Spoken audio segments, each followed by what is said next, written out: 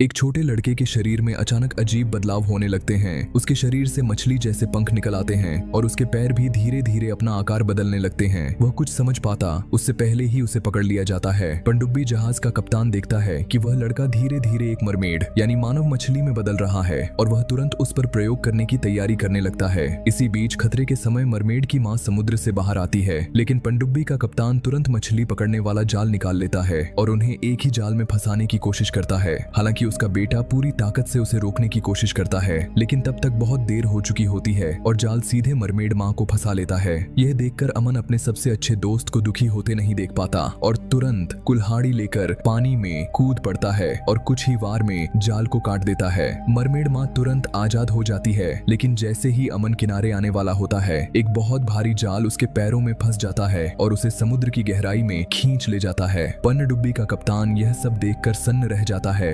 सौभाग्य से लड़का समय पर पहुंचता है और अमन को बचाकर किनारे ले आता है, लेकिन ज्यादा देर तक डूबे रहने की वजह से अमन बेहोश हो जाता है। उसी पल उसे अचानक एक बात याद आती है और वह अपना छोटा सा हाथ आगे बढ़ाकर जबरदस्त बिजली जैसी ताकत छोड़ देता है। तेज झटके के साथ हालात बदल जाते हैं और अमन की जान बच जाती है। कप्तान भी जैसे किसी गहरी नींद से जाग जाता है और देखता है कि वह किनारे पर खड़ा है। बाद में वह सब कुछ याद करता है और समझता है कि यह सब एक पुराने हादसे से जुड़ा था। एक बार वह मछली पकड़ने समुद्र गया था, जहाँ उसकी मुलाकात मरमेड मां से हुई थी। वह उसके रूप पर मोहित हो गया और उसे पकड़कर अपनी पत्नी बनाने की सोचने लगा, लेकिन मरमेड मां बहुत चालाक थी। उसने अपने बच्चे को एक मछली पकड़ने वाली नाव पर छोड़ दिया और कप्तान को चालाकी से बहकाकर भटका दिया। जब कप्तान को होश आया तो उसकी नाव बहुत दूर भटक चुकी थी। उधर मरमेड मां को एहसास हुआ कि उसका बच्चा मछुआरों के साथ चला गया है। वह खुद जमीन पर नहीं आ सकती थी, इसीलिए दूर से बस देखती रह गई। अच्छी बात यह थी कि मछुआरे दंपति ने उस बच्चे को अपने बेटे की तरह पाला और उसे कभी किसी चीज की कमी नहीं होने दी। जैसे जैसे वह लड़का बड़ा हुआ,